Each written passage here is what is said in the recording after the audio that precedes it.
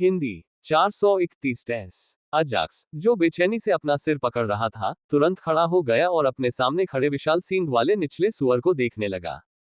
परीक्षा। जल्द ही उसे महसूस हुआ कि यह उसके सिर में लगे लंबे सींग से संबंधित कुछ था और उसने अपने सामने खड़े विशाल सुअर से पूछने से पहले खुद को शांत किया।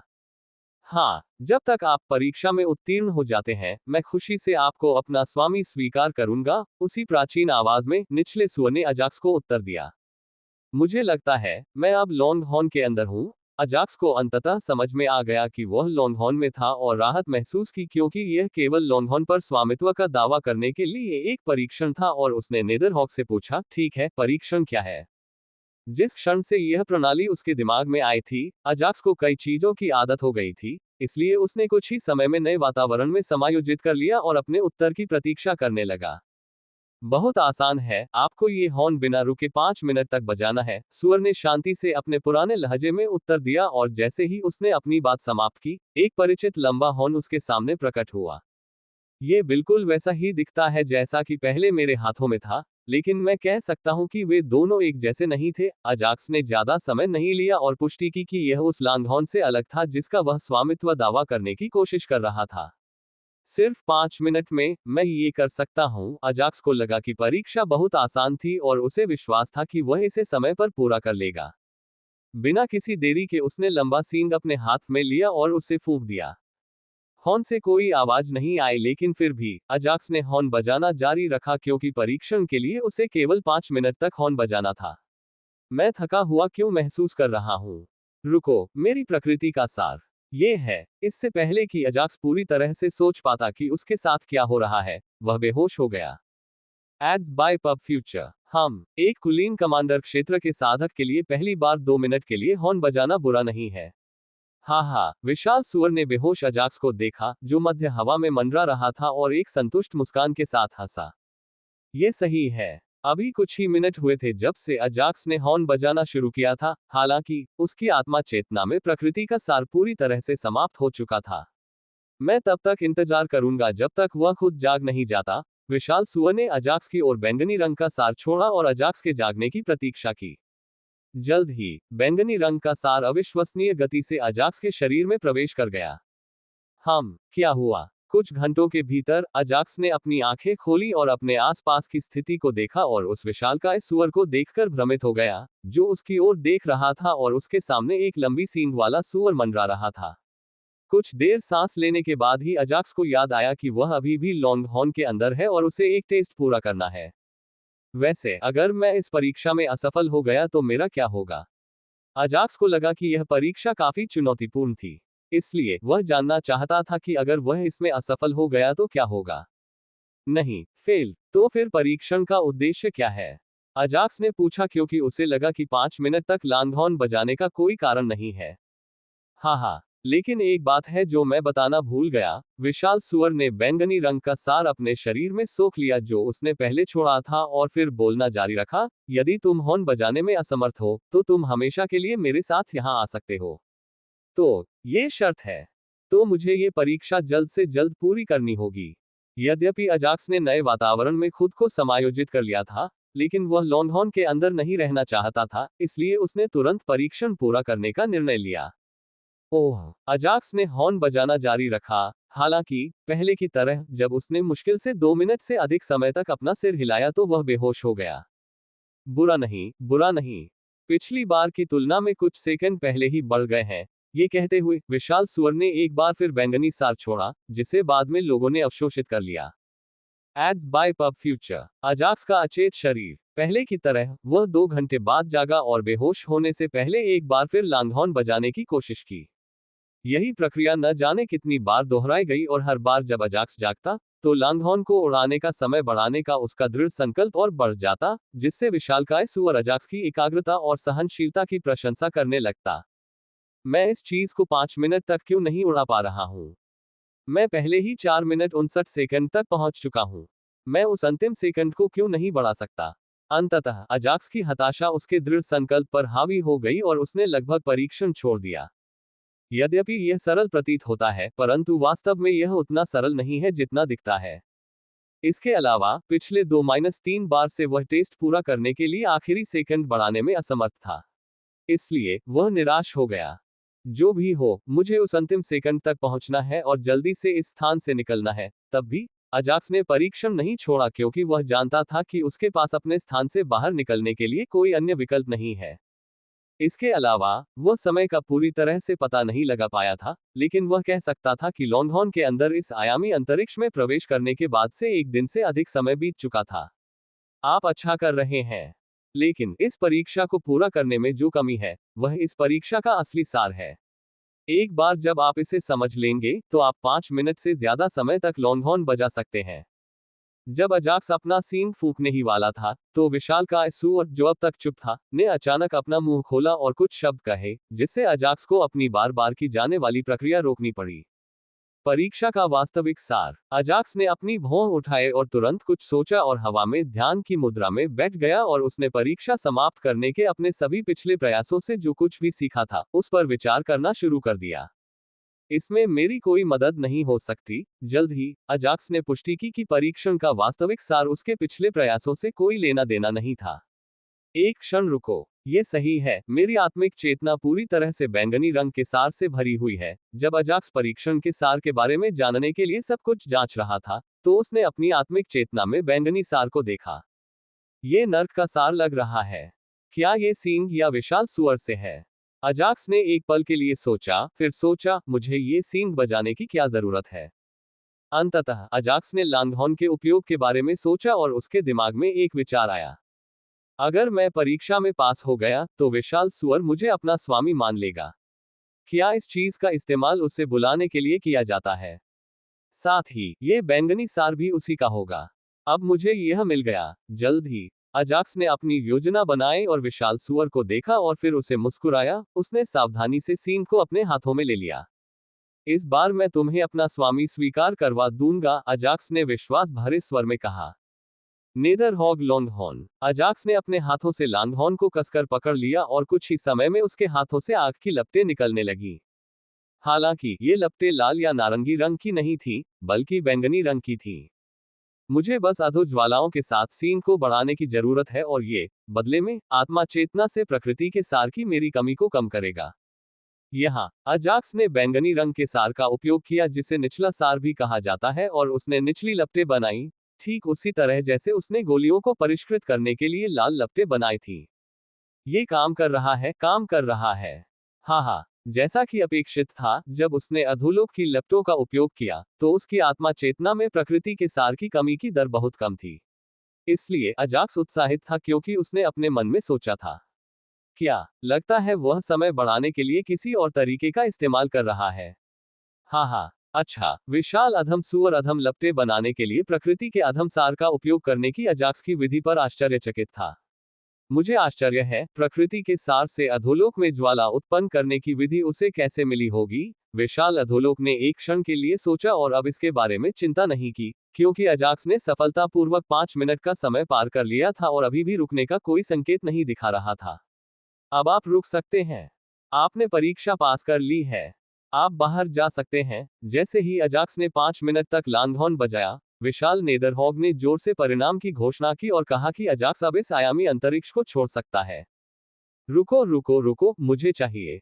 जब अजाक्स ने विशाल निचले सुअर की बातें सुनी, तो उसने लंबी सींग बजाना बंद कर दिया और विशाल सुअर से बात करने की कोशिश की। हालांकि इससे पहले कि वह अपनी बात पूरी कर पाता, वह बेहोश हो गया और अपने कमरे में जाग गया। No12be in.com। मैं तो वापस आ गया। अजाक्स ने परिचित कमरे की ओर देखा और राहत की सांस ली। पब फ्यूचर द्वारा विज्ञापन। हालांकि उसे अभी भी ऐसा महसूस हो रहा था कि वह लॉन्गहॉर्न और युद्ध टॉवर में विभिन्न संरक्षकों की उपस्थिति के बारे में अपने प्रश्न पूछने में असमर्थ था। लगता है मुझे उसे बुलाने के बाद उससे पूछना होगा। अजाक्स ने अपना सिर हिलाया और नेदरहॉग से इसकी उत्पत्ति के बारे में पूछने का फैसला किया। हालांकि उसने विशाल नेदरहॉग को यहां बुलाने की हिम्मत नहीं की क्योंकि वह जानता था कि जगह पर्याप्त नहीं होगी।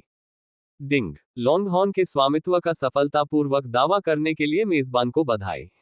अधिक जानकारी के लिए इसकी जानकारी देखें। जब अजाक्स अपने विचारों में डूबा हुआ था, तभी उसके दिमाग में बधाई संदेश आया। चलो इस लांघौन के बारे में विस्तार से देखें। उसने अपने हाथों में बैंगनी रंग के लांघौन को देखा और उस पर ध्यान केंद्रित किया। डिंग। कलाकृति का नाम नेदरहॉक का लॉन्गहॉर्न विशेष प्रकार। मालिक अजाक्स। ग्रेड महान। प्रभाव 1, जब मालिक 1 मिनट के लिए हॉर्न बजाता है तो 5 रैंक 4 नेदरहॉक बुलाए जाएंगे। 3, लॉक्ड उच्च दायरे तक पहुंचने के लिए होस्ट की आवश्यकता है।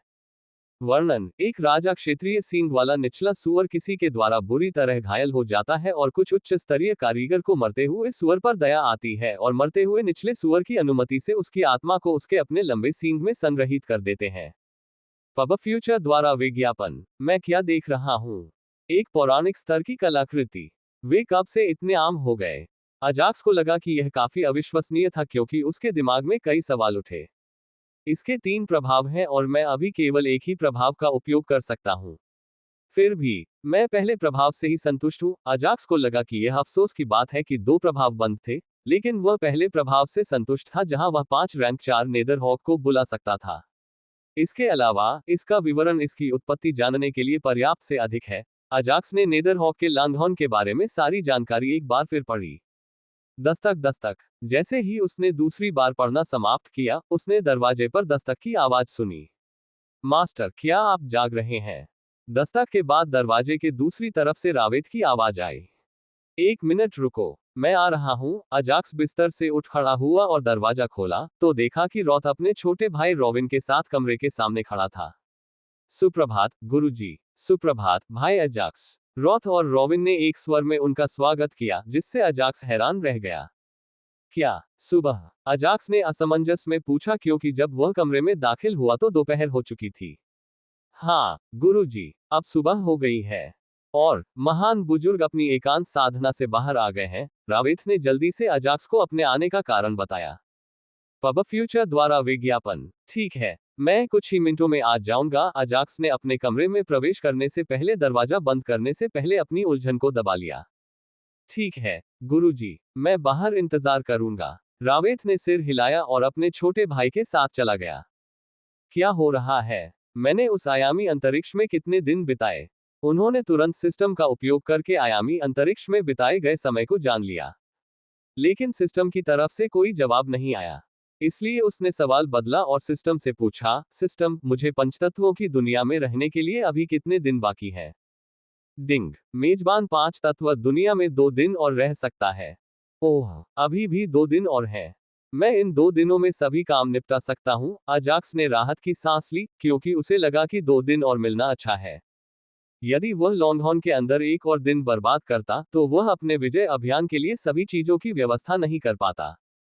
तुरंत ही वह फ्रेश होने चला गया और जनजाति नेता के घर की ओर जाने से पहले रॉथ और रॉबिन से मिलने के लिए बाहर आया।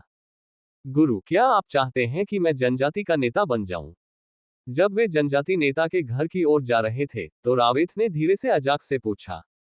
हाँ, अजाक्स ने एक शब्द में उत्तर दिया और आगे कहा, मैं इस शिक्साटो जंगल पर विजय प्राप्त करना चाहता हूँ। इसलिए यदि आप इस अग्निकोवा जनजाति के जनजाति नेता बन जाते हैं तो मेरा समय बचेगा और जनजाति के सदस्य भी समय समय पर विभिन्न पुरस्कार प्राप्त कर सकते हैं। अजाक्स ने पुरस्कार जोड़े क्योंकि यह सच था। एक बार फायर क्रो जनजाति रावेत के नियंत्रण में थी। यह अप्रत्यक्ष रूप से उसके नियंत्रण में था। इसलिए रावेत के प्रति फायर क्रो जनजाति की वफादारी बढ़ाने के लिए अजाक्स ने समय समय पर सबसे अधिक योगदान देने वाले जनजाति के सदस्यों को कुछ पुरस्कार देने में कोई आपत्ति नहीं की। चिंता मत करो गुरु, मैं जनजाति का नेता बनूंगा और शिक्साटो के जंगलों पर विजय पाने में तुम्हारी मदद करूंगा। रावेत जानता था कि अजाक्स किस तरह का व्यक्ति था और वह ये भी जानता था कि अजाक्स की मदद से उसकी अग्निकोवा जनजाति निश्चित रूप से समृद्ध होगी। इसलिए उसने आत्मविश्वास से अजाक्स से कहा कि वह जनजाति का नेता बन सकता है। जल्द ही वे जनजाति नेता के कमरे में एक बड़े बुजुर्ग से मिले जो अब जनजाति के अस्थायी नेता थे, जब तक कि जनजाति के उच्च वर्ग द्वारा एक नया जनजाति नेता नहीं चुना जाता।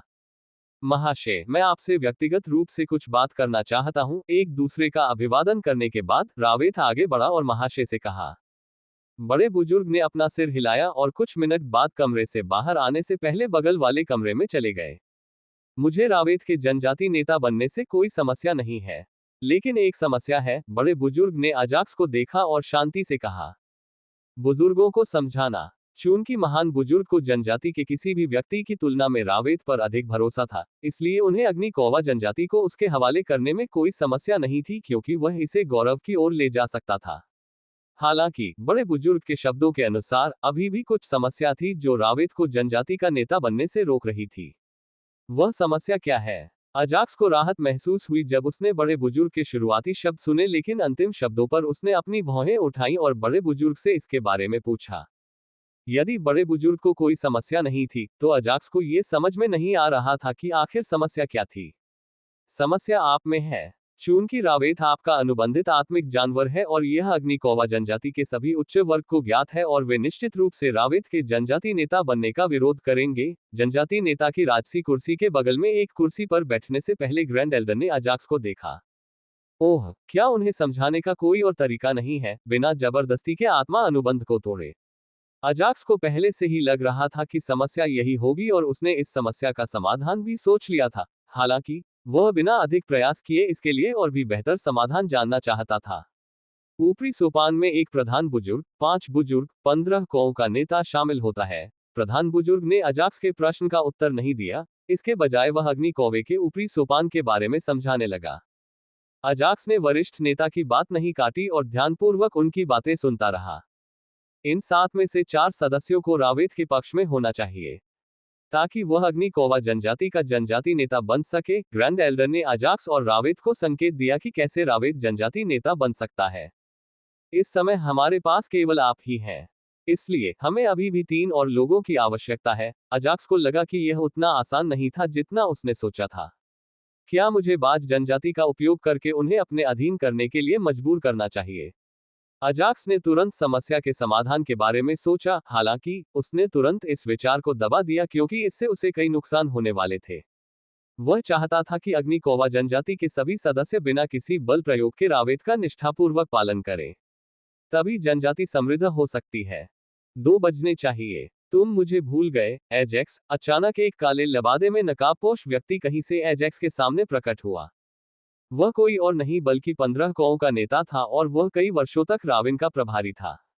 Ads by pub future. चाचा रॉथ और रॉबिन अचानक लबादा पहने आदमी को देखकर उत्साहित हो गए और जल्दी से चिल्लाए। मुझे रोवेत पर पूरा भरोसा है कि वह अग्निकोवा जनजाति को गौरव की ओर ले जाएगा। इससे पहले कि अजाक्स ये पूछ पाता कि वह रोवेत का समर्थन क्यों करना चाहता है, नकाबपोश व्यक्ति ने गंभीर स्वर में कहा। ऐसा लगता है कि यह नकाबपोश आदमी बुरा नहीं है। नकाबपोश आदमी के बारे में अजाक्स की धारणा एक स्तर तक बढ़ गई। तो अब हमें अपने पक्ष में केवल 2 बुजुर्गों की आवश्यकता है, अजाक्स ने बड़बड़ाया, लेकिन यह बात अभी भी दूसरों ने सुनी। मुझे लगता है बेहतर होगा कि हम सीधे सभी 5 बुजुर्गों से उनके विचार पूछें, फिर हम देख सकेंगे कि हमें क्या करना है। बड़े बुजुर्ग ने सोचा कि नकाबपोश व्यक्ति के शामिल हो जाने से अब कोई बड़ी समस्या नहीं रह गई है, इसलिए वह सीधे इस मामले को अंतिम रूप देना चाहता था और सभी 5 बुजुर्गों को एक आपातकालीन ताबीज के साथ बुलाया। अजाक्स ने भी महसूस किया कि इसे पहले ही तय कर लेना बेहतर होगा ताकि वह 5 तत्वों की दुनिया छोड़ने के बाद शिक्साटो के जंगलों पर विजय प्राप्त करने की शेष घटनाओं की योजना बना सके। कुछ ही देर में सभी 5 बुजुर्ग कबीले के नेता के कमरे में दाखिल हुए और मुखिया तथा अन्य लोगों का अभिवादन किया। हालांकि वे मनुष्यों को पसंद नहीं करते, फिर भी वे अजाक्स के प्रति ऋणी महसूस करते थे, इसलिए वे उसके प्रति विनम्र थे। NO12BIN.CO महाशय, इस आपातकालीन बैठक का क्या कारण है?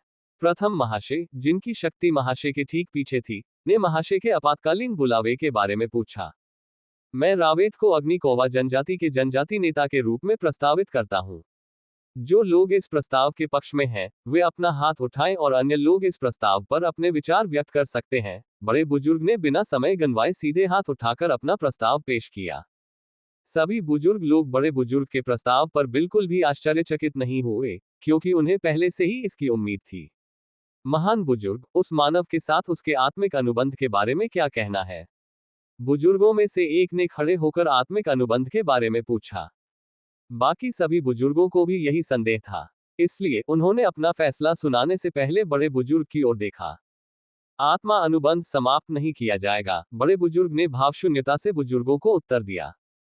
Ads by pub future. क्या? सभी बुजुर्ग बड़े बुजुर्ग के उत्तर से आश्चर्यचकित हो गए और उनकी ओर ऐसे देखने लगे जैसे पूछ रहे हो कि ऐसा क्यों। मैं महान बुजुर्ग का समर्थन करता हूँ। जब सभी बुजुर्ग लोग बड़े बुजुर्ग से जवाब की उम्मीद कर रहे थे, तो उन्होंने कौम के नेता की बात सुनी और उसके शब्दों से चौंक गए। क्यों? तुम दोनों पागल हो गए हो या क्या? पहला बुजुर्ग अपना आश्चर्य दबा नहीं सका और जोर से चिल्लाया। ये सही है, महान बुजुर्ग। हम उस आत्मा अनुबंध के साथ रावेत को अग्निकोवा जनजाति का जनजाति नेता बनने की अनुमति कैसे दे सकते हैं?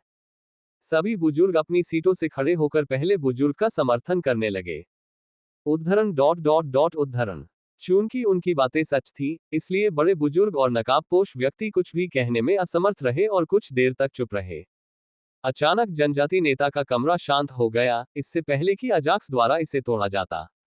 आप सभी सही हैं। आप बिल्कुल सही हैं। अजाक्स पांचों बुजुर्गों के बारे में चिंतित या परेशान नहीं हुआ, इसके बजाय वह उनसे सहमत भी हुआ।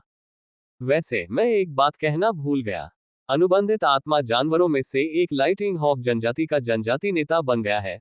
अजाक्स ने दूसरों को बोलने का कोई समय नहीं दिया और तुरंत स्नो को बुलाया ताकि अन्य लोग उससे मिल सकें। मास्टर, जैसे ही उसे आंतरिक दुनिया से बाहर बुलाया गया, उसने दूसरों को देखते हुए अपने चेहरे पर एक ठंडी मुस्कान लाने से पहले मुस्कुराहट के साथ अजाक्स का अभिवादन किया। क्या? बड़े बुजुर्ग सहित कमरे में मौजूद सभी लोग अजाक्स की बातों से हैरान थे और स्नो को देखकर और भी ज्यादा हैरान थे। एक नजर में कोई भी कह सकता था कि स्नो के शरीर में बहुत शुद्ध रक्त रेखा थी और स्नो की उपस्थिति से अजाक्स के शब्दों पर भी संदेह नहीं था। हाँ, मैं जानता हूं कि तुम कोई सामान्य मनुष्य नहीं हो। बड़े बुजुर्ग और नकाबपोश व्यक्ति एक साथ हंसे और पांचों बुजुर्गों की ओर देखा, जो अब बिना किसी डर के अपने हाथ ऊपर उठा रहे थे। हालांकि रोवेट को जनजाति का नेता बनने में समर्थन देने के लिए हमारी एक शर्त है। जब अजाक्स को लगा कि वह अंततः बुजुर्गों को समझाने में सफल हो गया है, तो उन्होंने एक शर्त रखी। 434 उद्घोषक। चूंकि वह क्वेरेक को राजी कर सकता था और स्नो को जनजाति का नेता बनने में मदद कर सकता था, इसलिए उन्हें अब कोई हिचकिचाहट नहीं हुई, क्योंकि वे जानते थे कि क्वेरेक कितना बुद्धिमान था। फिर भी वे रावेत का पूरे दिल से समर्थन करने की शर्त रखना चाहते हैं। यह क्या है? अजाक्स ने पांचों बुजुर्गों की ओर देखते हुए शांतिपूर्वक पूछा। हम जानते हैं कि आप एक समनकर्ता हैं। इसलिए यदि आप अपने समनकर्ता हृदय की कसम खाते हैं कि आप हमें ऐसा कुछ करने के लिए मजबूर नहीं करेंगे जो हम नहीं करना चाहते हैं। पहले बुजुर्ग ने अपनी शर्त कहने से पहले अजाक्स के चेहरे पर गौर से देखा। मैं अपने हृदय की कसम खाता हूं कि मैं कभी किसी को उसकी इच्छा के विरुद्ध कार्य करने के लिए मजबूर नहीं करूंगा। बिना किसी देरी के अजाक्स ने कसम खाई, जिससे सभी बुजुर्ग मुस्कुरा उठे और यहां तक कि सबसे बड़े बुजुर्ग को भी अजाक्स की शपथ से संतुष्टि महसूस हुई। हालांकि उन्हें यह नहीं पता था कि अजाक्स उन शब्दों में कभी विश्वास नहीं करता था जो केवल कुछ सरल शब्द थे। फिर भी वह अपने अधीन लोगों से कभी ऐसा काम नहीं करवाएंगे जो वे नहीं करना चाहते। इसलिए उन्होंने कभी इसकी चिंता नहीं की और पूरे विश्वास के साथ अपने हृदय की कसम खाई। बहुत बढ़िया। अब हम रोवेट को जनजाति का नेता बनने में समर्थन देते हैं, सभी बुजुर्गों ने एक स्वर में कहा। NO12BIN.com। ऐसा लगता है कि ये बुजुर्ग जनजाति के प्रति बहुत वफादार हैं। अजाक्स ने बुजुर्गों को देखकर मन ही मन सोचा और वह थोड़ा मुस्कुराया। क्यों न हम इसकी घोषणा अभी कर दें? मुझे कुछ जरूरी काम है और मुझे 2 दिन में निकलना भी है। अजाक्स ने कमरे में उपस्थित सभी जनजाति सदस्यों से आग्रह किया कि वे बाकी जनजाति के लोगों को इसकी घोषणा कर दें और इसे आधिकारिक बना दें। Ads by pub future. जरूर, बस 1 घंटा यही रुको। बड़े बुजुर्ग ने अपना सिर हिलाया और कमरे के बाहर से एक जनजाति के सदस्य को बुलाया और उसे जनजाति के सभी सदस्यों को 1 घंटे के भीतर जनजाति के नेता के घर के सामने इकट्ठा करने के लिए कहा। हाँ, जनजाति नेता गार्ड ने कमरे में सभी सदस्यों को झुककर प्रणाम किया और फिर जल्दी से कमरे से बाहर निकल गया।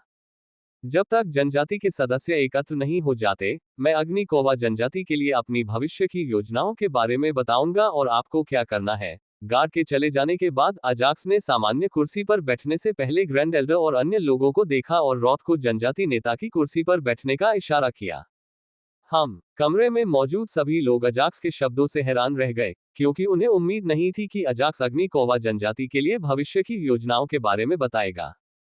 यहां तक कि रावेत भी हैरान रह गया, क्योंकि उसे उम्मीद नहीं थी कि उसका मालिक इतनी जल्दी में होगा। फिर भी वे सभी अपनी अपनी कुर्सियों पर बैठ गए और रावेत जनजाति नेता की कुर्सी पर बैठ गया। मैं शिक्साटो जंगलों को एकीकृत करना चाहता हूं। अजाक्स ने अपना विवरण शिक्साटो के जंगलों पर विजय प्राप्त करने से शुरू किया और बताया कि कैसे वह अपने दूसरे अनुबंधित आत्मा जानवर को पाताल लोक के बर्फीले गौरैय जनजाति का नेता बनाने की योजना बना रहा था। अजाक्स की योजना सुनकर रोहित और स्नो को छोड़कर सभी सदस्य हैरान रह गए। सरल है, विजय को अन्य क्षेत्रों तक विस्तारित करें। हालांकि सिस्टम ने अन्य क्षेत्रों पर विजय प्राप्त करने के बारे में कुछ नहीं कहा था या अभी तक कोई मिशन जारी नहीं किया था, फिर भी अजाक्स यह अनुमान लगाने में सक्षम था कि देर सवेर ऐसा अवश्य होगा। तुम्हारे पास कुछ बेहतरीन योजनाएं हैं नौजवान। चलो शिक्साटो के जंगलों पर विजय प्राप्त करने के बाद देखते हैं। बड़े बुजुर्ग ने अजाक्स की योजना पर अपना सिर हिलाया और महसूस किया कि काश मेरी अग्निकोवा जनजाति की युवा पीढ़ी भी इसी तरह की सोच रखती तो ये बहुत अच्छा होता। आह। अंत में उसने आह भरी और दूसरों के भाव देखने के लिए उनकी ओर देखा। एड्स बाय पब फ्यूचर उन सभी में एक रोमांचक अभिव्यक्ति है क्योंकि यदि अन्य क्षेत्रों पर विजय प्राप्त करने में सफलता मिलती है तो अग्निकोवा उनमें से एक क्षेत्र का शासक बन जाएगा, क्योंकि वे ही थे जो 5 तत्वों की दुनिया पर विजय प्राप्त करने के लिए अजाक्स के साथ उसके अभियान में शामिल हुए थे। मुझे लगता है कि यदि वह संपूर्ण पंचतत्वीय विश्व पर विजय प्राप्त करने में सक्षम हो गया तो इस विश्व के एक महान विश्व बनने की बहुत अधिक संभावना है। महान बुजुर्ग के विचार बुजुर्गों के विचारों से भिन्न थे क्योंकि वह उस बड़े चित्र को देख सकता था जिससे संपूर्ण पंचतत्वीय विश्व को लाभ हो सकता था। इसके बाद उन्होंने कुछ छोटी छोटी बातों पर चर्चा जारी रखी कि कैसे अजाक्स शिक्साटो के जंगलों पर विजय प्राप्त करने की योजना बना रहा था और कुछ अन्य बातें भी की। महान बुजुर्ग सभी लोग जनजाति नेता के घर के सामने इकट्ठे हुए हैं। जल्द ही जो गार्ड पहले चला गया था वह वापस आया और उन्हें वहां एकत्र लोगों के बारे में बताया। ठीक है, चलो चलें और अपना निर्णय घोषित करें। बड़े बुजुर्ग ने अपना सिर हिलाया और बाकी सदस्यों के साथ बाहर चले गए। अजाक्स भी उनके पीछे कमरे से बाहर चला गया और जब वह जनजाति नेता के घर से बाहर आया तो वहां मौजूद विशाल भीड़ को देखकर अजाक्स हैरान रह गया, जो उसकी अपेक्षा से कहीं अधिक थी।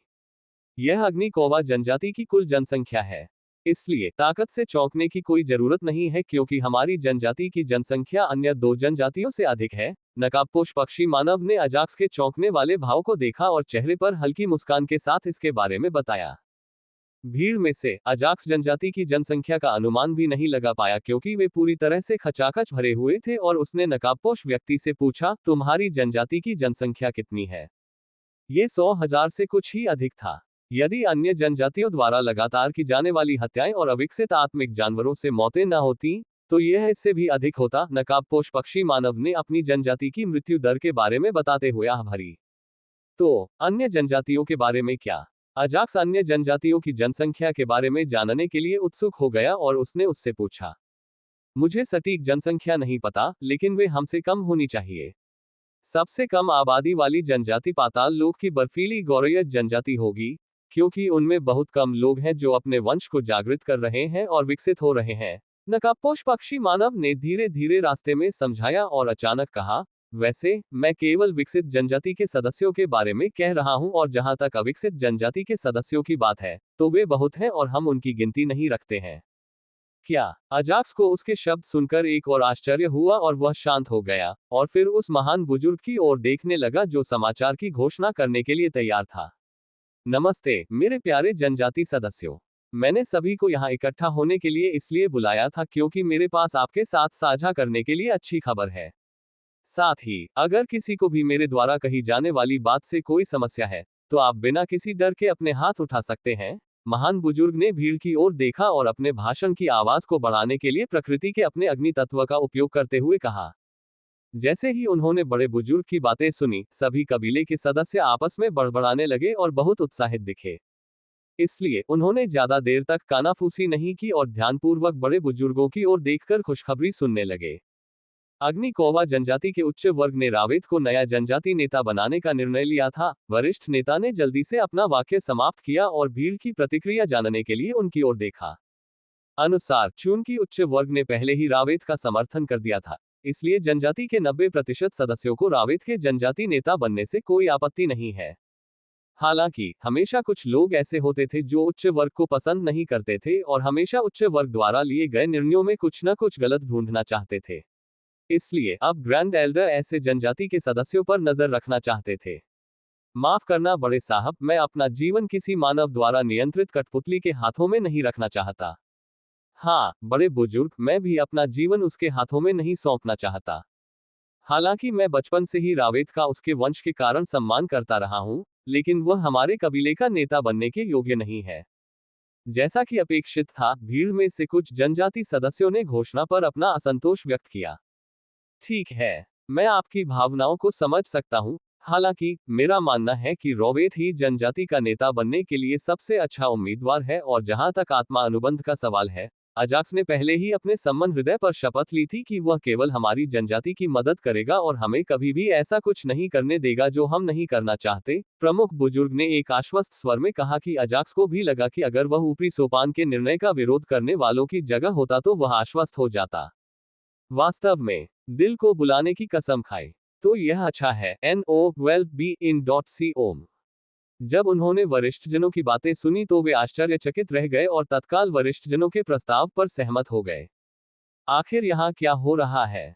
अजाक्स के होश उड़ गए जब उसने देखा कि कैसे बड़े बुजुर्ग ने अग्निकोवा जनजाति के विरोधी सदस्यों को आसानी से मना लिया, और सोचा कि ये सम्मन हृदय, क्या ये वास्तव में इतना शक्तिशाली है? अजाक्स ने पहले कभी सम्मन हृदय के बारे में चिंता नहीं की थी। हालांकि अब उन सभी अभिव्यक्तियों को देखकर अजाक्स को लगा कि यह वास्तविक और शक्तिशाली होना चाहिए। मुझे आश्चर्य है कि अगर मैं अपने दिल की कसम खाने के बाद अपने शब्दों से पीछे हट जाऊं तो क्या होगा। अजाक्स ने दिल की कसम खाने के बाद शपथ तोड़ने के लिए विभिन्न दंडों की कल्पना की, और यहां तक कि हल्की सजा से भी वह कांप उठा, और उसने कभी अपने शब्दों से पीछे न हटने का फैसला किया। जल्द ही भीड़ में से किसी ने भी रावेत के जनजाति नेता पद के लिए कोई विरोध नहीं दिखाया, और रावेत सफलतापूर्वक अग्नि मुकुट जनजाति का जनजाति नेता बन गया। Ads by pub future. रावेत के शुद्ध रक्त वंश के साथ हमारा कबीला गौरव के पथ पर चलेगा। हाँ, हमें बस कुछ समय चाहिए और कोई भी हमारी जनजाति के विकास को नहीं रोक सकता। इसके बाद सभी लोग अपने अपने काम पर लौट गए। हालांकि जाते समय उन्होंने रावेत के नेतृत्व और एक समन्वयकर्ता के सहयोग से अपने कबीले के उज्जवल भविष्य पर चर्चा की। महान बुजुर्ग, क्या आप बर्फीले गौरैया जनजाति का रास्ता जानते हैं? जैसे ही सभी लोग तितर बितर हो रहे थे, अजाक्स महान बुजुर्ग की ओर बढ़ा और अप्रत्यक्ष रूप से उनसे बर्फीले गौरैया जनजाति में उसके साथ चलने के लिए कहा। उद्धरण चिन्ह उद्धरण चिन्ह। बड़े बुजुर्ग ने एक क्षण सोचा, फिर अपना सिर हिलाया, अजाक्स के शब्दों के अंतर्निहित अर्थ को समझा और अजाक्स से सहमति जताई। मैं भी आप लोगों के साथ चलूंगा। मुझे बर्फीले गौरैया जनजाति की यात्रा किए हुए काफी समय हो गया है। नकाबपोश पक्षी मानव बिना किसी आमंत्रण के उनके साथ शामिल हो गया। जल्द ही अजाक्स और उसके अनुबंधित आत्मिक जानवर, रोइथ और स्नो ग्रैंड लीडर और 15 कौवों के नेता के साथ बर्फ गौरैया जनजाति की ओर कूच कर गए। अजाक्स चाहता था कि उसके बड़े भाई उसके साथ बर्फीले गौरैया जनजाति की ओर जाएं। इसके पीछे एक कारण था। ऐसा इसलिए था क्योंकि वे उसके पीछे छिपी उसकी असली ताकत को दिखाना चाहते थे, और साथ ही वह उन्हें यह भी बताना चाहता था कि दोनों जनजातियां पहले से ही उसके नियंत्रण में हैं। इसके अलावा वह इस दिन के अंत तक इस बर्फीले गौरैया जनजाति के मामले को खत्म करना चाहता था, ताकि वह 5 तत्वों की दुनिया में अपने प्रवास के आखिरी दिन अपने निर्देश दे सके। चूंकि स्नो और रॉथहॉक जनजाति और फायर क्रो जनजाति के करीब थे, इसलिए उन्हें जनजाति का नेता बनाना आसान था। हालांकि स्पैरो का मामला उनसे बिल्कुल अलग था। अजाक्स ने विशाल जनजाति में स्पैरो के अकेलेपन के बारे में सोचा और उसके लिए दया महसूस की। इसलिए वह उन लोगों पर कोई दया नहीं दिखाना चाहता था जो स्पैरो के जनजाति नेता बनने का विरोध कर रहे थे। 3-4 घंटे की उड़ान के बाद अजाक्स और अन्य लोग आइस स्पैरो जनजाति के पास पहुंच गए। ग्रारोथ, तुम यहाँ क्यों हो? क्या तुम हमेशा की तरह हमारे कबीले पर हमला करने की योजना बना रहे हो? जैसे ही वे गौरैया कबीले के परिसर में प्रवेश करने वाले थे, बैंगनी रंग का लबादा पहने और पीठ के पीछे 2 लंबे लेकिन कमजोर से दिखने वाले पंखों वाला एक बूढ़ा आदमी कहीं से प्रकट हुआ और अजाक्स और अन्य लोगों को रोक दिया। जेके, मेरे पुराने दोस्त, बहुत समय हो गया मिलते हुए। कैसे हो? बड़े बुजुर्ग धीरे धीरे उस बूढ़े आदमी की ओर बढ़े जो बड़े बुजुर्ग जितना ही बूढ़ा लग रहा था। पुराने दोस्त, क्या मजाक है? तुम्हारा दोस्त कौन होगा? बर्फ के गौरैया जनजाति के बड़े बुजुर्ग, जिन्हें जेके कहा जाता था, ने बड़े बुजुर्ग का मजाक उड़ाया। Ads by pub future. चलिए अतीत के बारे में बात नहीं करते। मैं इस युवा इंसान के साथ आपसे कुछ बात करने आया हूँ। ग्रीरोथ, महान बुजुर्ग ने कड़वाहट से अपना सिर हिलाया और अजाक्स की ओर इशारा करते हुए अपनी यात्रा का कारण बताया। हम जनजाति नेता यहाँ नहीं है। इसलिए जब तक वह वापस नहीं आती, मैं किसी का स्वागत नहीं कर सकता। जेके ने अजाक्स और उसके दो शुद्ध रक्त वाले अनुबंधित आत्मा जानवरों को देखा और अपना सिर हिलाने से पहले एक पल के लिए आश्चर्यचकित हुआ। तुम, जेके के शब्दों पर बड़े बुजुर्ग क्रोधित हो गए। गौरय, बाहर आओ। हालांकि इससे पहले कि वह कुछ कर पाता, अजाक्स ने चुपचाप स्पैरो को अपनी आंतरिक दुनिया से बाहर बुलाया। चीख। जैसे ही वह भीतरी दुनिया से बाहर आई, कबीले के नेता के घर से चीख की आवाज आई। क्या ये कैसे संभव है? जब गौरय जनजाति के सबसे बड़े बुजुर्ग ने चीख सुनी तो वह अंदर तक चौंक गए और तुरंत अपने सामने नई गौरय की ओर देखने लगे। केवल उपस्थिति से ही जेके का शरीर स्वतः ही झुक गया, हालांकि उसने जल्द ही इसे दबा दिया और कठोर बना रहा। आप कौन है? स्पैरो से रक्तरेखा दमन को दबाने के बाद जेके सतर्क हो गया और धीरे से पूछा। दादाजी, यह मैं हूं। स्पैरो ने एक पल के लिए जेके को देखा और धीरे से कुछ शब्द कहे। आप एलिन की बेटी हैं। यद्यपि स्पैरो ने केवल कुछ शब्द ही कहे थे और वस्तुतः उसकी पहचान के बारे में कोई संकेत या कुछ भी नहीं था, फिर भी जेके स्पैरो की पहचान का अनुमान लगाने में सक्षम था। हाँ, ये सुनकर गौरय भावुक हो गई, लेकिन उसने इसे अपने चेहरे पर नहीं दिखाया और ठंडे भाव से गौरय जनजाति के सबसे बड़े बुजुर्ग की ओर देखा। अजाक्स और अन्य लोग बस उनकी बातचीत देख रहे थे, जिसे वे समझ नहीं पाए। हालांकि अजाक्स ने अनुमान लगाया कि एलिन स्पैरो की मां थी। बेटी, तुम फिर यहाँ क्यों आए हो? जल्दी से यहाँ से भाग जाओ, इससे पहले कि कोई तुम्हें देख ले। सभी को आश्चर्यचकित करते हुए जेके ने जल्दी से स्पैरो को गौरय जनजाति से दूर जाने के लिए कहा। सत्य, जल्दी करो, वह शैतान किसी भी समय यहाँ आ सकता है। जेके ने स्पैरो से ये शब्द कहना जारी रखा, जिससे अजाक्स की भौहें तन गईं। अजाक्स के दृष्टिकोण से बर्फीले गौरय जनजाति में कोई भी गौरय के करीब नहीं था, लेकिन जेके के चेहरे पर चिंता और बेचैनी को देखने के बाद अजाक्स को लगा कि यह सच नहीं था। वह जिस शैतान की बात कर रहा था, वह बर्फीले गौरय जनजाति का नेता होगा। बेशक वह जेके के शब्दों से अनुमान लगा सकता था कि शैतान कोई और नहीं बल्कि मैडम केरा थी, जो अब जीवित नहीं थी। तुम्हारा मतलब है कि तुम्हारी जनजाति की नेता केरा? अजाक्स के पूछने से पहले ही स्पैरो ने स्पैरो जनजाति के सबसे बड़े बुजुर्ग से बात की। हाँ, अगर वह तुम्हें यहाँ और तुम्हारे नए रूप में देख लेगी तो वह तुम्हें मारने के लिए किसी भी हद तक जा सकती है। सबसे पहले चलो यहाँ से नीचे उतरें। जेके ने तुरंत सभी को नीचे उतरने के लिए कहा, इससे पहले कि कोई उन्हें देख सके। चूंकि वे गौरय जनजाति के निकट थे, जेके को डर था कि अगर किसी ने उसे अग्निकोवा जनजाति के लोगों के साथ बातचीत करते हुए देख लिया तो यह अनावश्यक परेशानी होगी। स्वूश, हुश। जल्द ही वे सभी जमीन पर उतर गए और सभी ने जेके को देखा, क्योंकि उन्हें समझ में नहीं आया कि वह क्या करने की कोशिश कर रहा था। फिर भी वे एक बात जानते थे कि वह उन्हें नुकसान पहुंचाने की कोशिश नहीं कर रहा था, कम से कम स्पैरो को तो नहीं। यदि आप मैडम कियारा से डर रहे हैं, तो अब उनसे डरने की कोई आवश्यकता नहीं है। स्पैरो ने अपने दादाजी की ओर देखा, जो बचपन से ही उनकी बातें सुनकर बहुत अच्छे लगते थे, लेकिन 3 जनजातियों की प्रतियोगिता में हारने के बाद उन्होंने उनसे बात करना बंद कर दिया था। इस बारे में सोचते ही उसका रवैया फिर से ठंडा हो गया, जिससे जेके को आह भरनी पड़ी। हालांकि उसे इसकी कोई चिंता नहीं थी और उसने पूछा, क्यों?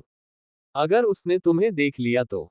वह मर चुकी है और मैंने उसे आत्महत्या करने के लिए मजबूर किया। इससे पहले कि वह अपनी बात कह पाता, स्पैरो ने उसे बीच में रोका और चेहरे पर ठंडी नजर लाते हुए धीरे से उससे कहा। क्या? जेके उसके शब्दों से चौंक गया। और तो और आखिरी शब्दों ने उसे लगभग जमीन पर गिरा दिया। न केवल वह, बल्कि मुखौटाधारी पक्षी मानव ग्रारोथ जैसे अन्य लोग भी स्पैरो के शब्दों से स्तब्ध रह गए।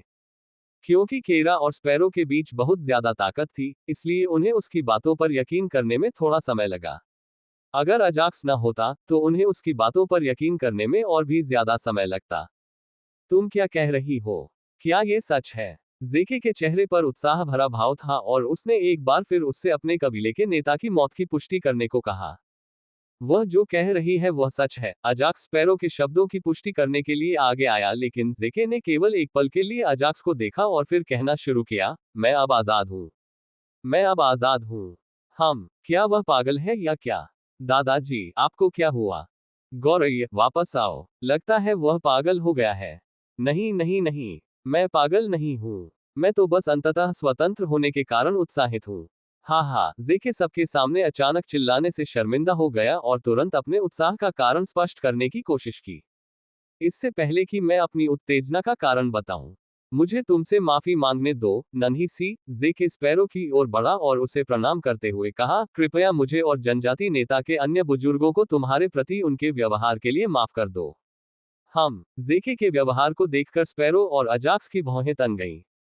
मुझे पता है कि हमने जो कुछ किया वह आपके साथ बहुत क्रूर है, लेकिन हमने ऐसा जानबूझकर नहीं किया, ये कियारा द्वारा मजबूर किया गया है। जेके सीधे खड़े नहीं हुए, इसके बजाय वह अभी भी झुके हुए मुद्रा में थे और उन्होंने एक आह के साथ कहा, क्या क्या तुम उसका मुंहतोड़ जवाब नहीं दे सकते?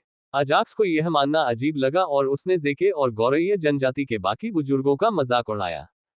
हम कर सकते हैं, लेकिन जब तक हम मरने का फैसला नहीं करते, हम उसके खिलाफ जवाब दे सकते हैं। उसने अपना सिर हिलाया और उसी स्थिति में रहा और आगे बोला, क्योंकि उसने हमें नियंत्रित करने के लिए किसी तरह की अजीब तकनीक का इस्तेमाल किया था। यहाँ तक कि अगर हम उसकी बातों के खिलाफ जाने की हिम्मत करते हैं, तो वे हमें बिना किसी कठिनाई के मार देंगे। उन्होंने ये बताना जारी रखा कि केरा ने गौरैया जनजाति के उच्च वर्ग के साथ क्या किया था और वह उन्हें कैसे नियंत्रित करती थी। ओह, तो यही आपके कबीले के साथ हुआ। कोई आश्चर्य नहीं, जैसे ही वह कबीले की नेता बनी, आपका कबीला सबसे कमजोर हो गया। महान बुजुर्ग ग्रारोथ ने बर्फ गौरैया कबीले के पतन के पीछे का कारण समझ लिया। तो वह इस सब के पीछे है। दादाजी कृपया झुकना बंद करें। जेके के शब्दों को सुनने के बाद स्पैरो का अपने कबीले के प्रति लगाव एक बार फिर वापस आ गया और वह जल्दी से आगे बढ़ी और जेके को आगे झुकने से रोक दिया।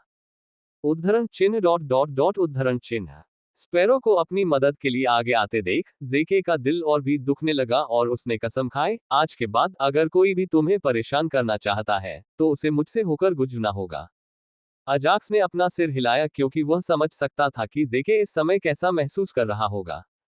वैसे तुमने उसे कब मारा, बच्चे? जेके सभी को गौरैया जनजाति में ले गया और रास्ते में उसने स्पैरो से कियारा की मौत के बारे में पूछा। कुछ दिन पहले स्पैरो ने राक्षस राजा के अवतार के बारे में कुछ नहीं कहा और केवल वह समय बताया जब कियारा ने राक्षस राजा के अवतार के लिए खुद को बलिदान कर दिया था। कोई आश्चर्य नहीं, पिछले कुछ दिनों से मैं अपने दिल को शांत महसूस कर रहा हूँ। जेके ने अपनी खुशी व्यक्त की और उन्हें गौरैया जनजाति में ले गया। NO12BIN.com। अरे देखो, बड़े बुजुर्ग अन्य जनजातियों के लोगों का स्वागत कर रहे हैं। मुझे आश्चर्य है कि वह उन्हें हमारे कबीले में आमंत्रित करके क्या कर रहा है। क्या वह भूल गया कि हम अग्निकोवा जनजाति और बिजलीबाज जनजाति के साथ दुश्मन हैं? जब अजाक्स और अन्य लोग जनजाति नेता के घर की ओर बढ़ रहे थे, तो बर्फ गौरैया जनजाति के सदस्य एक दूसरे के कानों में कुछ फुसफुसा रहे थे। उनकी बातें सुनना बंद करो। ये सब कियारा के अहंकार के कारण है, जिसके कारण हम अन्य जनजातियों के दुश्मन बन गए। जेके ने कारण समझाया कि वे अन्य जनजातियों के दुश्मन क्यों बन गए थे। तीनों जनजातियों के बीच केवल छोटी मोटी गलतफहमियां थीं, लेकिन कियारा की हर एक बात पर झुंझलाहट और क्रिको के अहंकार के कारण ये गलतफहमियां इन तीनों जनजातियों के बीच युद्ध का कारण बन गईं। यद्यपि इन तीनों जनजातियों के जनजाति सदस्यों को इस बारे में पता नहीं था, तथापि जनजाति के प्रमुख बुजुर्ग और जनजाति नेता के बाद दूसरे स्थान पर होने के कारण जेके और ग्रारोथ को इस बारे में पता था और यही कारण था कि वे जनजाति के सदस्यों के जीवन की परवाह न करने के कारण अपने जनजाति के नेताओं से बहुत नफरत करते थे। जल्द ही सभी लोग जनजाति नेता के घर पहुंच गए। ठीक है सभी लोग, हम कुछ समय तक प्रतीक्षा करेंगे जब तक सभी बुजुर्ग और सच्चे गौरैया के नेता हमारे साथ नहीं आ जाते और हम उस विषय पर बात करेंगे जिसके बारे में आप बात करना चाहते हैं। बड़े बुजुर्ग ने सभी को बैठने के लिए कहा और वह उनके साथ एक कुर्सी पर बैठ गए। सभी ने एक दूसरे के चेहरों को देखा और फिर जेके की ओर देखा और अपनी कुर्सियों पर बैठ गए। 437 गौरैया जनजाति में बैठक। इसलिए जब अजाक्स और अन्य लोग अपनी कुर्सियों पर बैठ गए, तो बर्फ के गौरैया जनजाति के सभी उच्च वर्ग बैठक कक्ष में एकत्र हुए। नमस्ते बड़े बुजुर्ग। जैसे ही पांचों बुजुर्ग और 10 सच्चे गौरैयाओं के नेता ने बैठक हॉल में प्रवेश किया, उन्होंने अपने बड़े बुजुर्ग का अभिवादन करने से पहले भौहें सिकोड़कर अजाक्स और अन्य लोगों की ओर देखा और शांति से अपनी अपनी कुर्सियों पर बैठ गए। यद्यपि वे सतह पर शांत थे, फिर भी वे सभी पूरी तरह सतर्क थे और कुछ गलत होने पर हमला करने के लिए तैयार थे। सभी को नमस्कार। चिंता मत करो, वे यहाँ कुछ बात करने आए हैं ताकि आप निश्चिंत हो सकें। जेके को ये कैसे पता नहीं था कि उसके कबीले के बुजुर्ग कैसे थे। उनका कबीला पहले से ही बहुत कमजोर था और अगर वे थोड़ी सी भी लापरवाही करते तो उनका कबीला और भी कमजोर हो जाता। इसलिए जेके ने अपने बुजुर्गों से शांत रहने को कहा। ठीक है बड़े बुजुर्ग। जेके की बात पर सभी बुजुर्गों ने अपना सिर हिलाया। हालांकि उन्होंने ग्रारोथ के सामने अपनी सतर्कता कम करने की हिम्मत नहीं की। साथ ही जब उनकी नजर स्पैरो पर पड़ी, जो अजाक्स के पीछे बैठी थी, तो उनके दिलों में कुछ अज्ञात भय तो था ही, लेकिन साथ ही उसे अपने कबीले की पहली महारानी की मूर्ति याद आ गई, जो लगभग वैसी ही थी। उन्होंने स्पैरो को केवल एक सेकंड के लिए देखा और फिर उससे अपनी नजरें हटा ली, क्योंकि उन्हें लगा कि उसे अधिक देर तक देखने से वे उसकी पूजा करने लगेंगे। देखने पर बर्फ गौरीय जनजाति के सभी 6 सदस्य लगभग एक जैसे दिखते थे, जिनके बड़े बैंगनी पंख थे, केवल ऊंचाई, वजन और चेहरे की कुछ अन्य छोटी मोटी विशेषताओं को छोड़कर।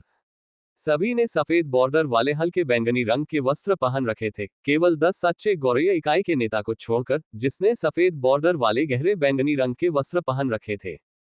महान बुजुर्ग, क्या ये बैठक हमारे संरक्षक की चीख से संबंधित है? 10 गौरैयों के नेता कया ने जेके की ओर देखा और उस चीख के बारे में पूछा जो पहले सुनी गई थी।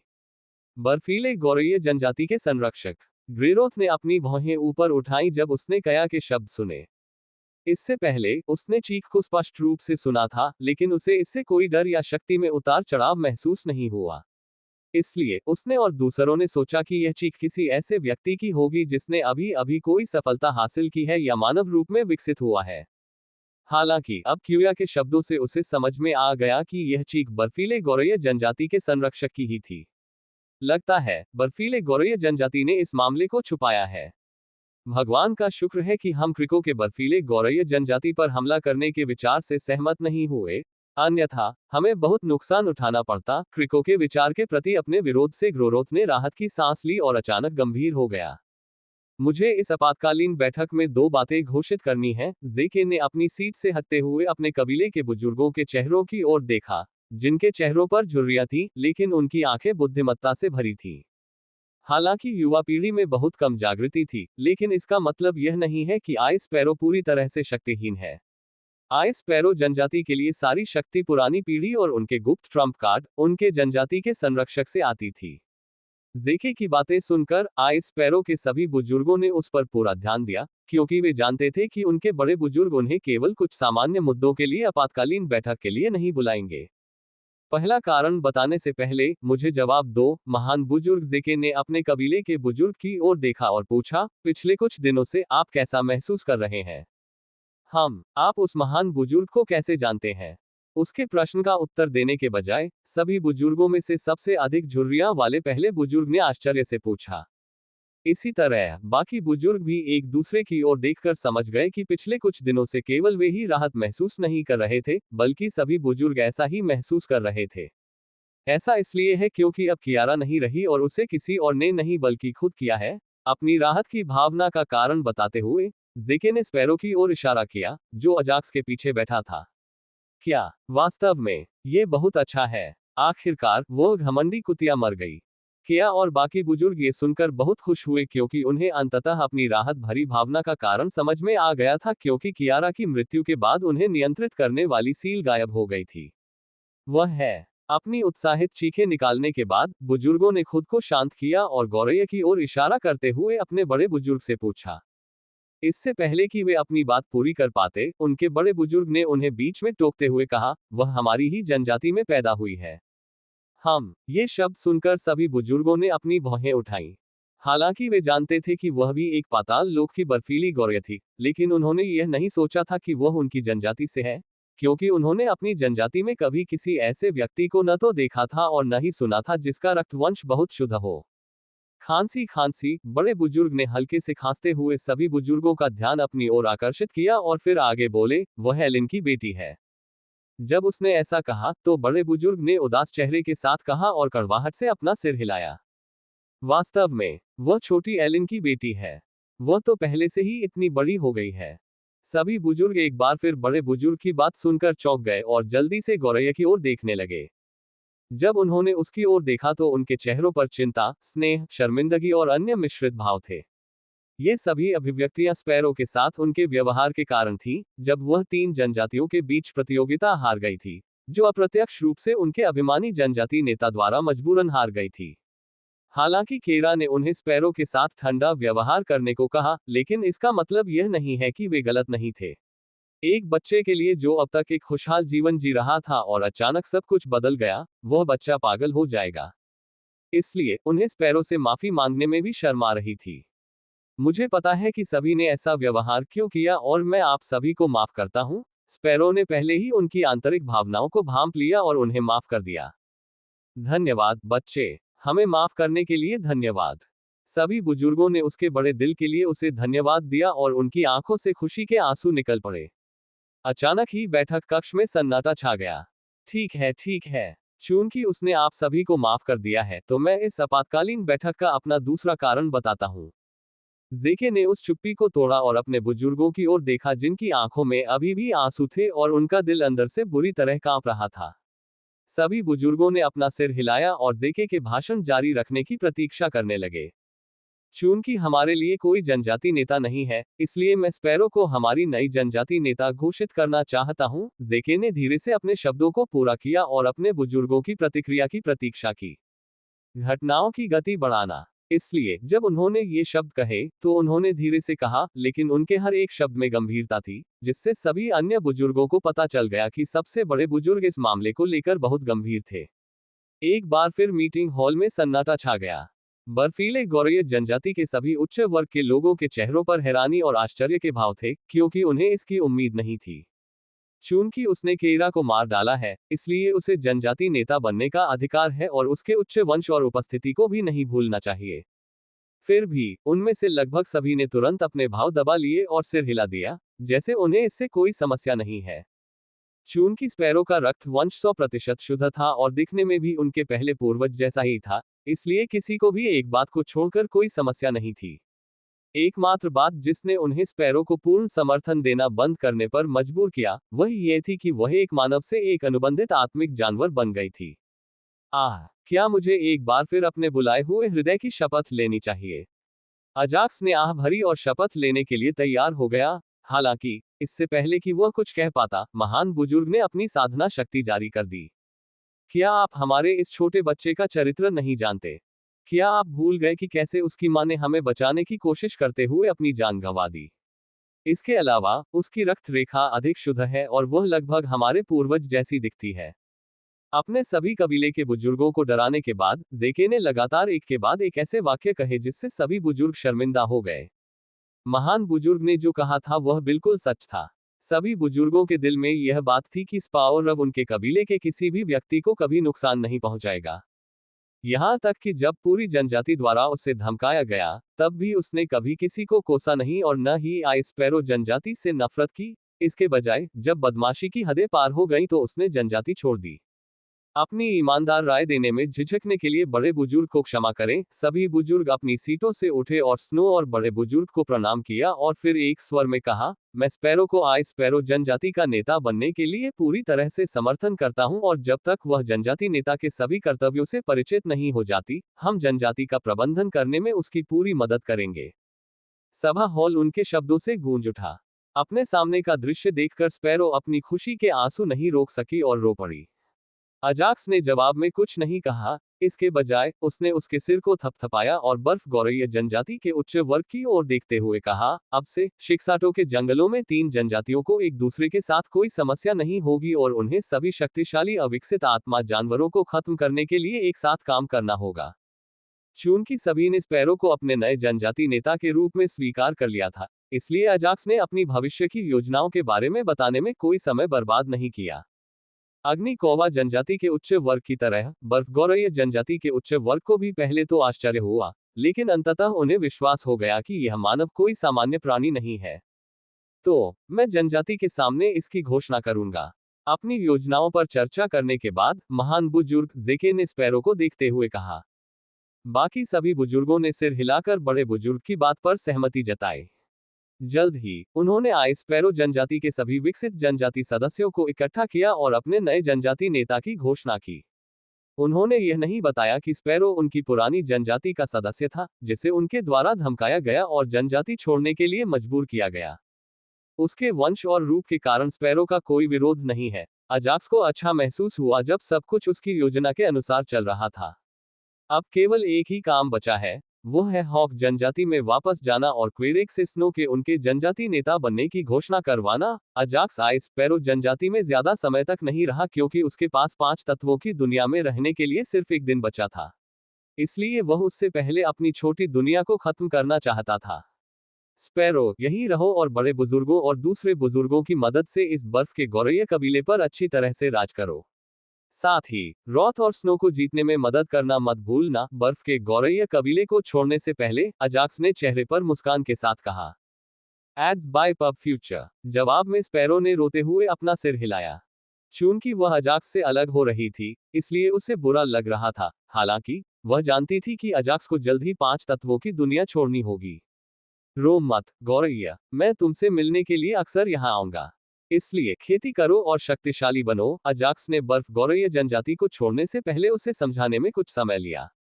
महान एल्डर ग्रारोथ, यहाँ आने के लिए धन्यवाद। आप अग्नि जनजाति में वापस जा सकते हैं। चूंकि वह बर्फ गौरैया जनजाति के लिए आया था, इसलिए वह शांतिपूर्ण तरीके से सफलतापूर्वक पूरा हो गया था। अजाक्स ने मुस्कुराते हुए ग्रैंड एल्डर से कहा। उसने बड़े भाई के उत्तर की प्रतीक्षा नहीं की और रावेत की ओर देखते हुए कहा, क्या तुम्हें वह सब याद है जो मैंने कहा था? हाँ गुरु, साधना करो, शक्तिशाली बनो और साथ ही 5 तत्वों की दुनिया में जाने से पहले शिक्षाटों के जंगलों पर विजय प्राप्त करो। रावेत ने विनम्रता से अजाक्स को उत्तर दिया। अच्छा, वह रावेत के रवैये से संतुष्ट था और उसने सबकी ओर देखा और उनसे अलग हो गया। गोधूली, बाहर आओ। अलग होने के बाद अजाक्स ने गोधूली के विनाशकारी ड्रैगन को बुलाने में कोई समय बर्बाद नहीं किया और स्नो के साथ वे हॉक जनजाति की ओर उड़ गए। मैंने कभी नहीं सोचा था कि स्पैरो का जनजाति नेता का पद मेरे अन्य 2 अनुबंधित आत्मिक जानवरों की तुलना में इतना आसान था। बाज जनजाति की ओर उड़ते समय अजाक्स ने बर्फ के गौरैया जनजाति में घटित घटनाओं को याद करते हुए हंसी उड़ाई, जो बहुत जल्दी घटित हुई। कुछ ही समय में अजाक्स और अन्य लोग हॉक जनजाति के पास पहुंच गए। एल्डर क्वेरेक से बात करने के बाद उन्होंने जल्दी से जनजाति नेता के घर के सामने भीड़ इकट्ठा कर ली। नमस्ते मेरे प्यारे जनजाति सदस्यों, मैं स्नो को हमारे जनजाति नेता के रूप में घोषित कर रहा हूं।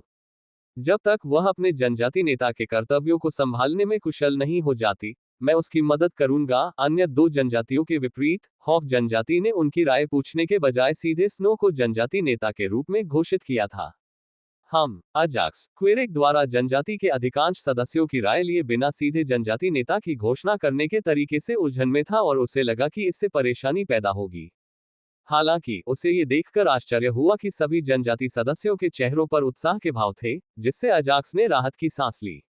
जब बात स्नो की आती है तो हमारे जनजाति के सदस्यों को कोई चिंता नहीं होती है और इसके अलावा वे हमारे जनजाति नेता पर कितना विश्वास करते हैं, इस पर भी विश्वास करते हैं। अजाक्स के भ्रमित चेहरे को देखते हुए क्राइल ने अपने चेहरे पर मुस्कान के साथ समझाया। सभी तैयारियां पूरी कर ली गई। इसके अलावा अजाक्स और स्नो ने कई बार अपने कबीले को बचाया था, जिससे यह विश्वास और बढ़ गया कि स्नो उन्हें और उनके कबीले को गौरव की ओर ले जाएगा। इसलिए जब उन्हें पता था कि स्नो एक मानव के लिए अनुबंधित आत्मिक जानवर थी, तब भी उन्होंने उसका विरोध नहीं किया क्योंकि उन्हें अजाक्स और स्नो पर विश्वास था। डिंग, 5 तत्वों की दुनिया में सफलतापूर्वक पैर जमाने के लिए मेजबान को बधाई। डिंग, शिक्षाटों के जंगलों पर पूरी तरह से विजय प्राप्त करें और मेजबान के लिए एक विशेष पुरस्कार होगा।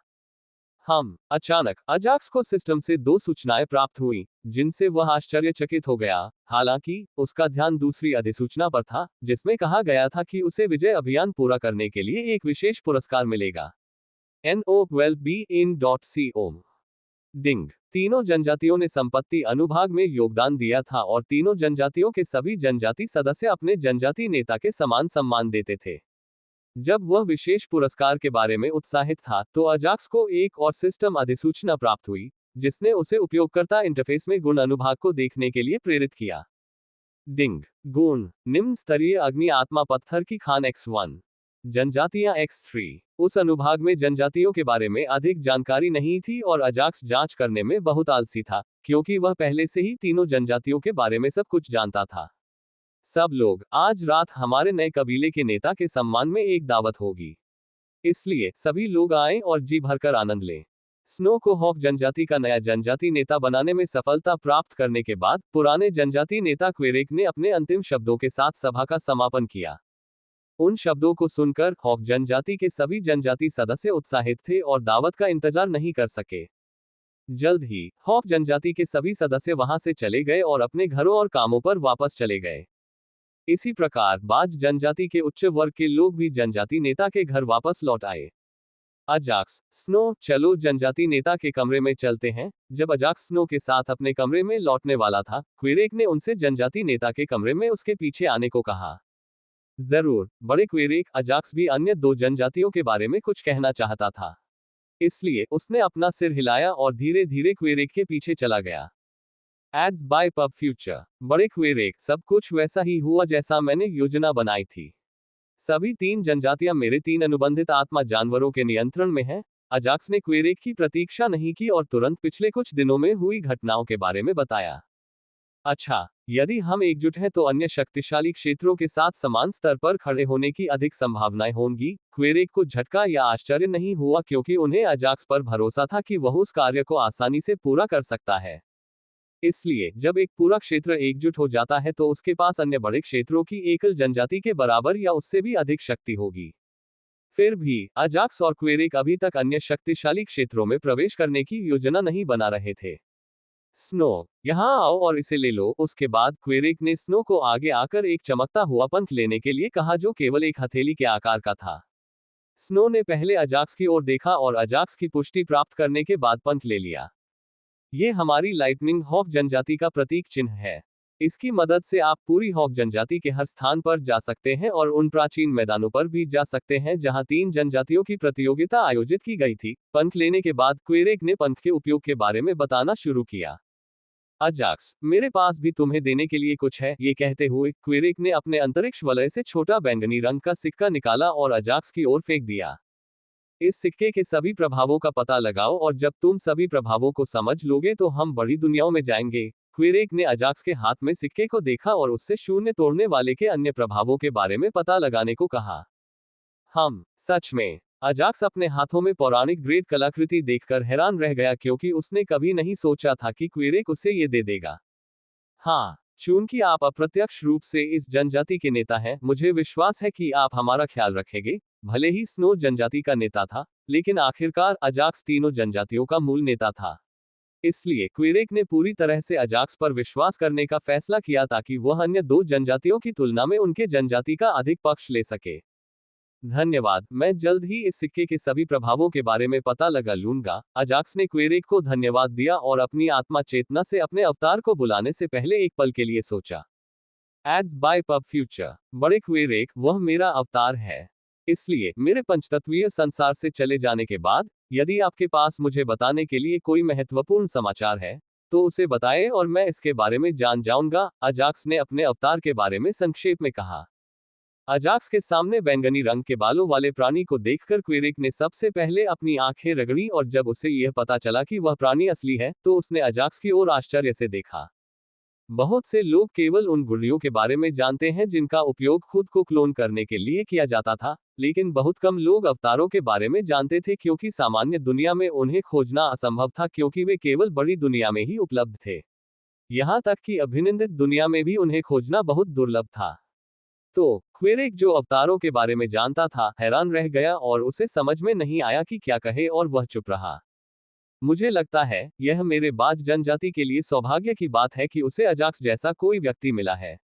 मुझे उम्मीद है कि वह शक्तिशाली बनेगा और मेरी जनजाति और 5 तत्वों की दुनिया को गौरव की ओर ले जाएगा। क्वेरेक ने मन ही मन सोचा और आशा की कि अजाक्स शक्तिशाली बनेगा और समय से पहले नहीं मरेगा। किसी प्रतिभाशाली व्यक्ति का सबसे बड़ा नुकसान क्या था? यह था कि उन्हें शक्तिशाली बनने और प्रतिभा का पूरा उपयोग करने के लिए समय की आवश्यकता थी। समय के बिना शक्तिशाली साधकों की नजर में एक देव स्तर की प्रतिभा भी चींटी की तरह होगी। इसलिए क्वेरेक को पूरी उम्मीद थी कि अजाक्स असमय मरे बिना ही शक्तिशाली बन जाएगा। बड़े क्वेरेक, ये मेरी योजनाएं हैं। जल्द ही अजाक्स और क्वेरेक ने 1 घंटे से अधिक समय तक शिक्साटो के जंगलों पर विजय पाने के बारे में विस्तृत चर्चा की। अपनी चर्चाओं में अजाक्स ने कई बार कहा कि तीनों जनजातियों को एक साथ मिलकर काम करना होगा, तभी वे सफल हो सकेंगे। ठीक है अजाक्स, मैं वही करूंगा जो तुम कहोगे। क्वेरेक को लगा कि अजाक्स की बात में कोई गलती नहीं थी और उसने अपना सिर हिलाया। हालांकि अचानक उसने कुछ सोचा और पूछा, तुम 5 तत्वों की दुनिया कब छोड़ रहे हो?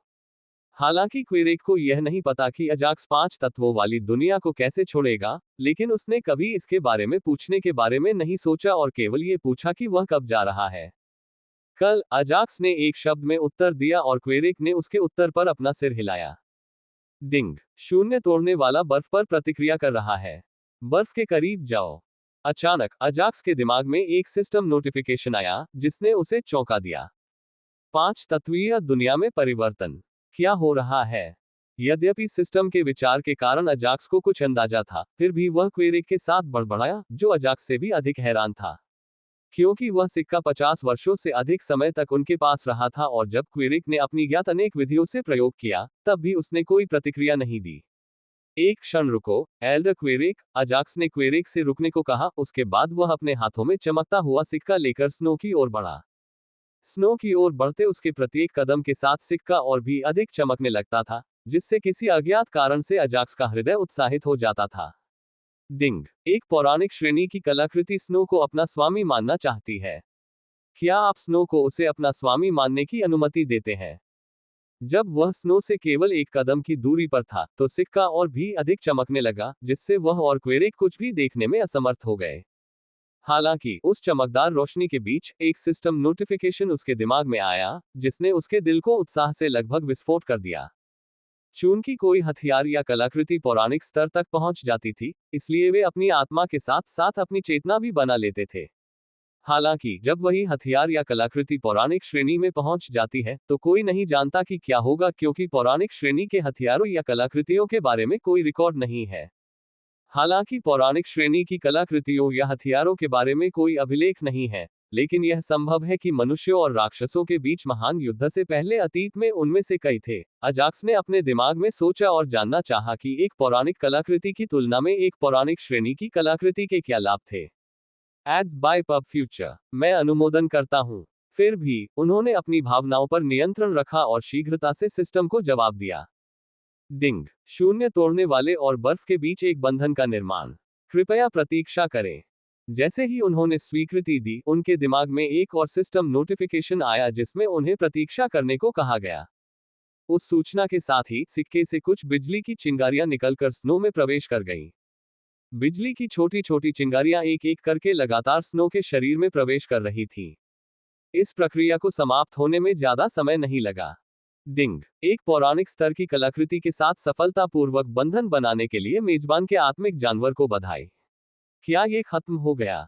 अचानक वह तेज रोशनी जो उनकी दृष्टि को चौंधिया रही थी, हवा में गायब हो गई, जिससे अजाक्स और क्वेरेक को ठीक से देखने के लिए अपनी आंखें रगड़नी पड़ी। अपनी आंखें मलने के बाद उन्होंने जिज्ञासा से सिक्के को देखा। हालांकि जैसे ही उनकी नजर उस पर पड़ी, स्नो के सामने हवा में मंडराता हुआ सिक्का एक बार फिर चमक उठा, जिससे वे एक पल के लिए अंधे हो गए। Ads by pub future. डिंग, 5 तत्वों की दुनिया और मानव दुनिया तथा कई अन्य छोटी दुनियाओं के बीच एक छोटी सी कड़ी बन गई है। शून्य भंजक की कुछ रहस्यमयी शक्ति के कारण सभी छोटे विश्व जो पंचतत्वीय विश्व से एक कमजोर कड़ी द्वारा जुड़े हुए हैं, अब समय की गति से संपन्न हो गए हैं। डिंग, अधिकांश छोटी दुनियाओं में एक ही समय की गति होती है। उन दुनियाओं में 1 घंटा 5 तत्वों की दुनिया में एक दिन के बराबर होता है। इसलिए 5 तत्वों की दुनिया की समय की गति अन्य छोटी दुनियाओं के समान होगी। इस सिक्के ने क्या किया? क्यों? इसने समय अवधि क्यों बदल दी? अजाक्स पहले तो चिंतित हो गया और फिर उसने अपने सिर को जोर से हिलाया, क्योंकि उसे अभी भी समझ में नहीं आया था कि 5 तत्वों की दुनिया में समय की गति अचानक क्यों बदल गई थी। हालांकि वह एक बात को लेकर आश्वस्त था। बर्फ के सामने रखे सिक्के का समय परिवर्तन से कुछ संबंध था। इस कलाकृति में 5 तत्वों की दुनिया की संपूर्ण समय गति को बदलने की शक्ति कैसे हो सकती है? अजाक्स के दिमाग में कई सवाल घूम रहे थे, क्योंकि उसे अभी भी लग रहा था कि सिक्के में कुछ और भी है। क्या हुआ, अजाक्स? क्वेरेक ने शून्य तोड़ने वाले से आने वाली तेज रोशनी के कारण कुछ समय के लिए अपनी दृष्टि खो दी थी। इसलिए जब उसकी दृष्टि वापस आई, तो उसने देखा कि अजाक्स के चेहरे पर चिंता का भाव था और उसने उससे पूछा, कुछ नहीं, ये तो बस। डिंग, 5 तत्वों की दुनिया में समय की गति में अचानक परिवर्तन के कारण मेजबान लगभग अपने प्रवास के अंत तक पहुंच गया है। कृपया तैयार रहें कि मेजबान को 5 मिनट में वापस मानव दुनिया में स्थानांतरित कर दिया जाएगा। जैसे ही अजाक्स को अपनी चिंता का कारण बताने में कठिनाई हो रही थी, सिस्टम ने उसे एक और झटका दे दिया। Ads by pub future. फिर भी उसने अपने सदमे को दबा लिया और आगे कहा, बस इतना है कि मुझे कुछ ही मिनटों में इस पंचतत्वीय दुनिया को छोड़ना है। अजाक्स एक क्षण के लिए रुका और बोला, तो बड़े क्वेरेक, कृपया स्नो और अन्य लोगों की मदद करें और यदि कोई महत्वपूर्ण बात हो तो कृपया मेरे अवतार से कहें। स्नो के साथ जनजाति नेता के कमरे से बाहर निकलने से पहले अजाक्स ने क्वेरेक को जल्दी से अपने अंतिम निर्देश दिए। क्या हो रहा है? लगता है कि कलाकृति सक्रिय हो गई है। मुझे ऐसा क्यों लग रहा है कि समय में थोड़ा बदलाव आ गया है। उसी समय पंचतत्वीय दुनिया के विभिन्न स्थानों में सभी शक्तिशाली व्यक्ति जो एकांत साधना में थे, अपनी नींद से जाग उठे, उसी समय जब अजाक्स को सिस्टम नोटिफिकेशन प्राप्त हुआ। यद्यपि कई लोग अभी भी अंधकार में थे, परंतु कुछ पुराने राक्षस आंखें बंद करने से पहले ही इसका अनुमान लगाने में सक्षम हो गए और अपनी साधना में वापस लौट आए। कुछ शक्तिशाली राक्षस तो ऐसे भी थे जिन्होंने समय की गति में परिवर्तन को भी भांप लिया था, जिसे पंचतत्व जगत के निवासी के लिए जान पाना लगभग असंभव था। हालांकि वे बुरे राक्षस प्रकृति के प्रति बहुत संवेदनशील थे और उन्होंने इसे तुरंत भांप लिया। उन्होंने केवल कुछ सांसों के लिए अपनी आंखें खोली और इसके बारे में चिंता करना बंद कर दिया और अपनी साधना में वापस लौट गए। स्नो, मेरे पास 5 तत्वों की दुनिया में अब ज्यादा समय नहीं बचा है। जनजाति नेता के कमरे से बाहर आने के बाद अजाक्स और स्नो उसके कमरे में चले गए, इससे पहले कि अजाक्स स्नो से बात करता। दुखी मत हो, मैं जल्द ही फिर आऊंगा। मेरी योजना का पालन मत करो और विजय अभियान को पूरा करने में कोई जल्दी नहीं है, इसलिए कोई अनावश्यक जोखिम मत लो। अजाक्स ने उसे भावनात्मक लहजे में लगातार निर्देश दिए। हालांकि स्नो अजाक्स के सामने रोना नहीं चाहती थी, लेकिन वह अपने आंसू नहीं रोक सकी और रोने लगी। ये केवल एक अस्थायी अलगाव है। मैं 1 या 2 महीने में फिर से वापस आऊंगा। इसके अलावा उस सिक्के का ख्याल रखना। वापस आने के बाद मैं इसके बारे में और अधिक जानकारी प्राप्त करूंगा। इसके अलावा, चूंकि तुम इसके स्वामी हो, इसलिए तुम इसके प्रभावों का पता लगाने का भी प्रयास कर सकते हो। अजाक्स ने स्नो के हाथों में सिक्के को देखा, हालांकि वह शून्य तोड़ने वाले के प्रभावों का मूल्यांकन करने की हिम्मत नहीं कर पाया। जल्द ही सिस्टम द्वारा दिए गए 5 मिनट पूरे हो गए और अजाक्स के सामने एक पोर्टल प्रकट हुआ। पोर्टल का दूसरा भाग पूरी तरह से पेड़ों और छोटी झाड़ियों से भरा हुआ था। ठीक है, स्नो, जल्द ही मिलते हैं। अजाक्स को यह भी कहा गया था कि वह अपने अनुबंधित 3 आत्मिक जानवरों को 5 तत्वों की दुनिया में छोड़ दे, लेकिन शक्तिशाली बनने के लिए उसे ऐसा करना पड़ा और फिर वह हत्यारे संप्रदाय पर अपना बदला पूरा कर सकता था। हालांकि स्नो को रोते हुए देखकर उसका दिल दुख रहा था, फिर भी उसने अपनी भावनाओं